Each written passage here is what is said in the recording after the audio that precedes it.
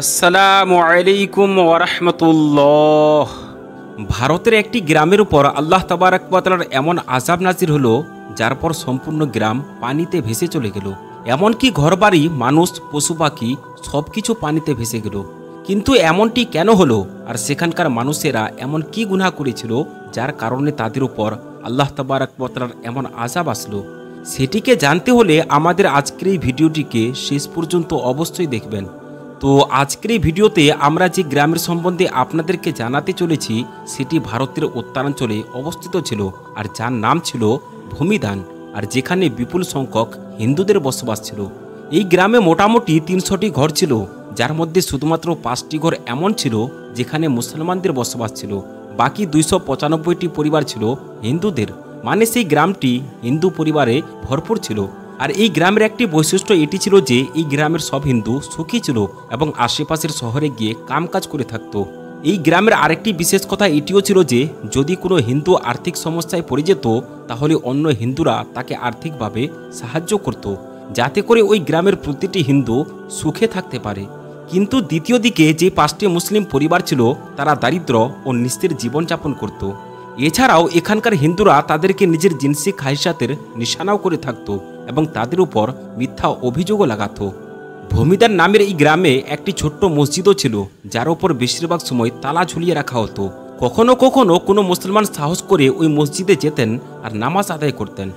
একবার এমন ঘটনা ঘটল যে কিছু মুসাফির সেই গ্রামের পাশ দিয়ে অতিক্রম করলেন, মানে এই হিন্দু গ্রামকে অতিক্রম করে তারা তার পাশের গ্রামে যেতে চাইছিলেন। আপনাদেরকে জানিয়ে রাখি যে এই মুসাফিররা না তো শুধুমাত্র মুসলমানই ছিলেন, বরং অনেক বড় তাজিরও ছিলেন। এরা প্রতিদিন অন্য শহরে গিয়ে নিজের মালকে বিক্রি করতেন। আর যেই দিন এই মুসাফিররা ভূমিদান নামের এই গ্রামে পৌঁছালেন, তো সেই দিনটি ছিল জুম্মার দিন, আর নামাজের সময়ও হয়ে গিয়েছিল। আর সেখানকার হিন্দুরা যখন এই মুসাফিরদেরকে একেবারে শান ও শওকতের সাথে মসজিদের দিকে যেতে দেখল, তখন সমস্ত হিন্দুরা মসজিদের সামনে এসে একত্রিত হয়ে গেল। মুসাফির তাজিররা যখন দেখতে পেল যে মসজিদে তো তালা লাগা আছে, তখন তারা একেবারে অবাক হয়ে গেলেন। অতঃপর মসজিদের পাশে পৌঁছে একজন মুসলমানের কাছ থেকে চাবি নিলেন আর মসজিদের ভিতরে দাখিল হয়ে গেলেন। তারপর তাদের মধ্য থেকে একজন ব্যক্তি উঁচু আওয়াজে আযান দিলেন, যাতে করে আশেপাশের মুসলমানরাও নামাজ আদায় করতে পারেন। তারপর সেখানকার সমস্ত মুসলমানরা যখন মসজিদে চলে আসলেন, তখন এই মুসাফিরদের মধ্য থেকে একজন ব্যক্তি সেখানকার প্রস্তুতির সম্বন্ধে খুতবা দিতে লাগলেন। আর গ্রামের হিন্দুরা মসজিদের বাইরে খাড়া হয়ে দাঁড়িয়ে খুতবা শুনতে লাগলো। আর এটাই কারণ ছিল যে বক্তা নন মুসলিমদেরকে, মানে হিন্দুদেরকে আল্লাহ তাবারাক ওয়া তাআলার আযাব থেকে ভয় দেখালেন এবং হযরত লূত আলাইহিস সালামের কওমের সম্বন্ধে বললেন যে কিভাবে তারা সমকামিতার দিকে আকর্ষিত হয়েছিল, আর যার পর আল্লাহ তাবারাক ওয়া তাআলা তাদের উপর আযাব নাজিল করেছিলেন এবং যারা মুসলমানদের উপর জুলুম করে তাদেরকে ভয়ানক আযাব থেকে সতর্কও করলেন। তারপর জুম্মার নামাজ আদায় করার পর সমস্ত মুসাফিররা সেখান থেকে নিজের গন্তব্যের দিকে রওনা হয়ে গেলেন। দ্বিতীয় দিকে যারা অমুসলিম ছিল, যারা সেই বক্তব্যকে শুনেছিল, তারা মুসলমানদের সাথে ভালো আচরণ করার পরিবর্তে তাদের মধ্যে এমন একটি ত্রুটি সৃষ্টি হয়ে গেল যেটিকে কেউ বিশ্বাস করতে পারেনি। মানে ভূমিদান নামের এই গ্রামে আরও বেশি করে সমকামিতা বেড়ে গেল, আর সমস্ত মানুষ এই জঘন্য গুনাহে লিপ্ত হয়ে গেল। এতদূর পর্যন্ত যে সেই গ্রামের পণ্ডিত যখন মুসলমান তাজিরের ওয়াজ শুনল, তো সেও এটি বলতে লাগলো যে মুসলমানরা মিথ্যা বলে। একজন পুরুষের কাছ থেকে যৌনসুখ লাভ করা বা একজন নারীর কাছ থেকে যৌনসুখ লাভ করা, এতে কোনো গুনাহ নেই। এবং এর সাথে সেই পণ্ডিত গ্রামের সমস্ত হিন্দুদেরকেও এই জঘন্য কাজ করতে বলল। পণ্ডিত বলতে লাগলো যে যদি মুসলমানরা সত্য হয়, তাহলে আমরাও দেখি যে কিভাবে আমাদের উপর আযাব নাজিল হয়। তারপর সমস্ত গ্রামের হিন্দুরা পণ্ডিতের কথার উপর আমল করতে লাগলো।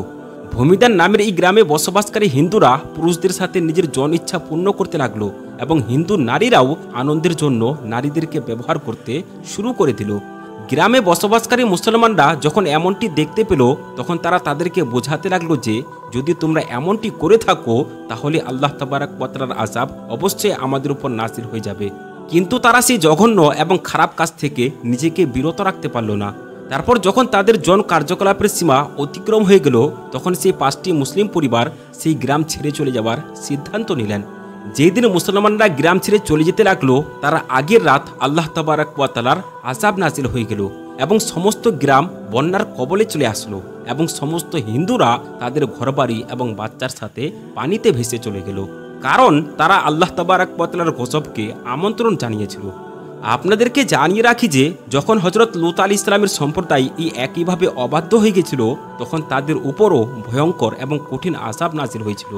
হযরত আব্দুল্লাহ রাদিয়াল্লাহু তাআলা আনহু থেকে বর্ণিত, তিনি বলেন, রাসূলুল্লাহ সাল্লাল্লাহু তাআলা আলাইহি ওয়াসাল্লাম ইরশাদ করেছেন, আমার উম্মত সম্পর্কে যেসব বিষয়ে আমি সবচেয়ে বেশি ভয় করি সেটি হচ্ছে পুরুষে পুরুষে যৌন মিলনে লিপ্ত হওয়া। হযরত আব্দুল্লাহ ইবনে আব্বাস রাদিয়াল্লাহু তাআলা আনহু থেকে বর্ণিত, রাসূলুল্লাহ সাল্লাল্লাহু তাআলা আলাইহি ওয়াসাল্লাম ইরশাদ করেছেন, মালউন সেই ব্যক্তি, মানে অভিশপ্ত সেই ব্যক্তি যে কওমে লূতের মতো কাজ করবে। হযরত আব্দুল্লাহ ইবনে আব্বাস রাদিয়াল্লাহু তাআলা আনহু থেকে বর্ণিত, নবী করিম সাল্লাল্লাহু তাআলা আলাইহি ওয়াসাল্লাম ইরশাদ করেছেন, আল্লাহ তাবারাক ওয়া তাআলা সেই ব্যক্তির দিকে তাকাবেন না যে পুরুষ বা নারীর সাথে ইগলাম করবে। যখন হযরত লূত আলাইহিস সালামের কওমরা খারাপ কাজ করলো এবং তার উপর অটল থাকলো, তখন আল্লাহ তাবারাক ওয়া তাআলা তাদের উপর আযাব নাজিল করে তাদেরকে একেবারে ধ্বংস করে দিলেন। কওমে লূতের সম্বন্ধে আল্লাহ তাবারাক ওয়া তাআলা পবিত্র কুরআনুল কারীমের মধ্যে ইরশাদ করেছেন, আমি লূত আলাইহিস সালামকে প্রেরণ করেছিলাম যখন তিনি তার সম্প্রদায়কে বললেন, তোমরা চরম অশ্লীলতা ও নির্লজ্জতার কাজ করছো, যেটি তোমাদের পূর্বে সারা বিশ্বে কেউ কখনো করেনি। তোমরা নিজের খায়েশকে পূর্ণ করার জন্য নারীদের কাছে না গিয়ে পুরুষদের কাছে যাচ্ছ। তোমরা সীমালঙ্ঘনকারী জাতি। হযরত লূত আলাইহিস সালামের সম্প্রদায় সাদুম নগরীতে বসবাস করত। তারা ডাকাতি করত, প্রকাশ্য সভা বানিয়ে অশ্লীলতা ও বেহায়াপনা করত। তারা সর্বপ্রথম এমন একটি গর্হিত পাপ শুরু করেছিল যা এর পূর্বে কোনো আদম সন্তান করেনি। রিওয়ায়াতের মধ্যে বর্ণিত হয়েছে যে হযরত লূত আলাইহিস সালামের বস্তি মানে সাদুম শহর একেবারে ফল ফুলে ভরপুর ছিল। যখন তাদের মধ্যে সমকামিতা এবং অবাধ্যতা বেড়ে গেল, তখন আল্লাহ তাবারাক ওয়া তাআলা হযরত ইব্রাহিম আলাইহিস সালামের ভাতিজা হযরত লূত আলাইহিস সালামকে সেই সম্প্রদায়ের মধ্যে নবী হিসেবে পাঠালেন। তো সেই জন্য হযরত লূত আলাইহিস সালাম সেই কওমকে তাদের খারাপ কাজ থেকে বিরত রাখার অনেক চেষ্টা করলেন এবং আল্লাহ তাবারাক ওয়া তাআলার দিকে ফিরে আসার দাওয়াতও দিলেন। কিন্তু এই সম্প্রদায়ের বিদ্রোহ এত বেশি বেড়ে গেছিল যে তারা বলতে লাগলো, তুমি যদি সত্যবাদী হও তাহলে আমাদের উপর আল্লাহ তাবারাক ওয়া তাআলার আযাব নিয়ে আসো। সেই সময় হযরত লূত আলাইহিস সালাম আল্লাহ তাবারাক ওয়া তাআলার কাছে দোয়া করলেন, ইয়া রাব্বুল আলামিন, আমাকে এই কওমদের উপর সাহায্য করুন। তো আল্লাহ তাবারাক ওয়া তাআলা হযরত লূত আলাইহিস সালামের দোয়া কবুলও করে নিলেন আর তাদের উপর 3টি আযাব নাজিল করলেন। তাফসীরের কিতাবের মধ্যে লিপিবদ্ধ আছে, হযরত জিবরাইল আলাইহিস সালাম, হযরত ইসরাফিল আলাইহিস সালাম, হযরত মিকাইল আলাইহিস সালাম সুদর্শন পুরুষের রূপ ধরে হযরত লূত আলাইহিস সালামের এলাকায় উপস্থিত হলেন এবং তার মেহমান হলেন আর লূত আলাইহিস সালাম গোপনে তাদেরকে আশ্রয় দিলেন। কিন্তু লূত আলাইহিস সালামের স্ত্রী এই খবরটি পাপাচারী সম্প্রদায়ের কাছে পৌঁছে দিল। পাপাচারী সম্প্রদায় তাদের বিকৃত রুচি চরিতার্থ করার জন্য লূত আলাইহিস সালামের বাসস্থান আক্রমণ করল। শেষ পর্যায়ে হযরত লূত আলাইহিস সালাম যখন তার মেহমানদের সম্মান রক্ষার জন্য আল্লাহ তাবারাক ওয়া তাআলার কাছে দোয়া করতে লাগলেন, তখন ফেরেশতাগণ বলতে লাগলেন, হে লূত, আমরাই তো তোমার পালনকর্তার পক্ষ থেকে প্রেরিত ফেরেশতা। হে লূত, এরা কখনো তোমার দিকে পৌঁছাতে পারবে না। বাস তুমি কিছুটা রাত থাকতে থাকতে নিজের লোকজনকে নিয়ে এই বস্তি থেকে বাইরে চলে যাও, আর তোমাদের মধ্য থেকে কেউ যেন পিছনে ফিরে তাকিয়ে না দেখে। মুফাসসিরিনগণেরা বলেন, এরপর হযরত জিবরাইল আলাইহিস সালাম তাদের সামনে আসলেন এবং নিজের ডানা দ্বারা হালকা আঘাত করলেন, যার ফলে সকল পাপাচারী অন্ধ হয়ে গেল। এরপর হযরত জিবরাইল আলাইহিস সালাম লূত আলাইহিস সালামের বস্তি থেকে নিরাপদে সরে যাওয়া পর্যন্ত অপেক্ষা করলেন। এরপর ডানা দিয়ে সমস্ত সাদুম শহরকে গোড়া থেকে তুলে ফেললেন। রিওয়ায়াতের মধ্যে বর্ণিত আছে যে হযরত জিবরাইল আলাইহিস সালাম সাদুম শহরকে এত উঁচুতে নিয়ে গেছিলেন যে প্রথম আসমানের রক্ষী ফেরেশতারা সাদুম নগরীর কুকুর আর মুরগের ডাক শুনতে পাচ্ছিল। আর তারপর পুরো জনপদকে উল্টো করে সজোরে জমিনে ধসিয়ে দেওয়া হলো এবং আল্লাহ তাবারাক ওয়া তাআলার পক্ষ থেকে প্রত্যেক পাপীর নাম লেখা পাথর বর্ষণ করা হলো। এতদূর পর্যন্ত যে যেসব পাপী বাসিন্দা কোনো কাজে সেই নগরীর বাইরে গিয়েছিল তাদের উপরও প্রস্তর খণ্ড এসে পড়ল।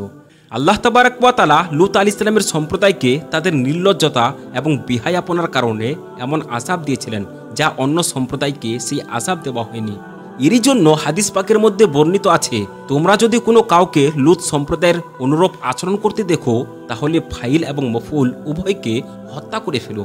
একটি অন্য রিওয়ায়াতের মধ্যে তো এতদূর পর্যন্ত বলা হয়েছে যে যদি কোনো কাউকে গবাদি পশুর সাথে খারাপ কাজ করতে দেখো তাহলে তাকে এবং সেই পশুকে হত্যা করে ফেলো। ইবনে আবি দুনিয়া মুহাম্মদ বিন মুফাক্কার রাদিয়াল্লাহু তাআলা আনহু থেকে বর্ণিত আছে, হযরত খালিদ ইবনে ওয়ালিদ রাদিয়াল্লাহু তাআলা আনহু প্রথম খলিফা হযরত আবু বকর সিদ্দিক রাদিয়াল্লাহু তাআলা আনহুকে একটি পত্র লিখলেন যে আরব উপদ্বীপে এমন কিছু লোক আছে যারা নারীদের মতো করে পুরুষদের বিবাহ করে। তো হজরত আবু বকর সিদ্দিক রাদিয়াল্লাহু তাআলা আনহু সাহাবাদেরকে একত্রিত করলেন, যেখানে মৌলা আলী রাদিয়াল্লাহু তাআলা আনহু উপস্থিত ছিলেন। বললেন, ইগলাম মানে সমকামিতা এমন একটি গুনাহ যা কখনো কেউ করেনি কওমে লূত ব্যতীত। আর আল্লাহ তাবারক ওয়া তাআলা সেই সম্প্রদায়কে কি আযাব দিয়েছিলেন সেটি আমরা সকলে খুব ভালোভাবে জেনে আছি। হজরত আবু বকর সিদ্দিক রাদিয়াল্লাহু তাআলা আনহু ইরশাদ করলেন, আমার মতামত এটি যে এমন ব্যক্তিকে আগুনে জ্বালিয়ে শেষ করে দেওয়া উচিত। হজরত আবু বকর সিদ্দিক রাদিয়াল্লাহু তাআলা আনহু খালিদ ইবনে ওয়ালিদ রাদিয়াল্লাহু তাআলা আনহুকে লিখলেন, তাদেরকে আগুনে জ্বালিয়ে শেষ করে দাও। তো তারপর হজরত খালিদ ইবনে ওয়ালিদ রাদিয়াল্লাহু তাআলা আনহু ওই সমস্ত লোকেদেরকে আগুনে পুড়িয়ে শেষ করে দিলেন। আর হজরত ইমামে আজম আবু হানিফা রাদিয়াল্লাহু তাআলা আনহুর নিকট তাদেরকে আগুনে পুড়িয়ে দেওয়া বা তাদেরকে দেওয়ালে নিক্ষেপ করে দেওয়া অথবা এ ধরনের অন্য কোনো শাস্তি বা শাসক বা বাদশাহ বা জজ তাদেরকে দিতে পারে। সেজন্য এই ধরনের কাজ থেকে যথাসম্ভব পরিহার করা উচিত, কেননা এই কাজকে আল্লাহ তাবারক ওয়া তাআলা কখনো পছন্দ করেন না। আর যে ব্যক্তি এই কাজ করে সেই ব্যক্তির উপর আল্লাহ তাবারক ওয়া তাআলা কখনো সন্তুষ্ট হন না। আল্লাহ তাবারক ওয়া তাআলার কাছে দোয়া করি, আল্লাহ তাবারক ওয়া তাআলা যেন আমাদের সকলকে এই ধরনের হারাম কাজ থেকে বাঁচার তৌফিক দান করেন এবং নবী করিম সাল্লাল্লাহু তাআলা আলাইহি ওয়াসাল্লামের সমস্ত কথার উপর আমল করার তৌফিক দান করেন। আমিন ইয়া রাব্বাল আলামিন। তো বন্ধুরা, আমরা আশা করছি যে আজকের এই ভিডিওটি আপনাদেরকে ভালো লেগেছে।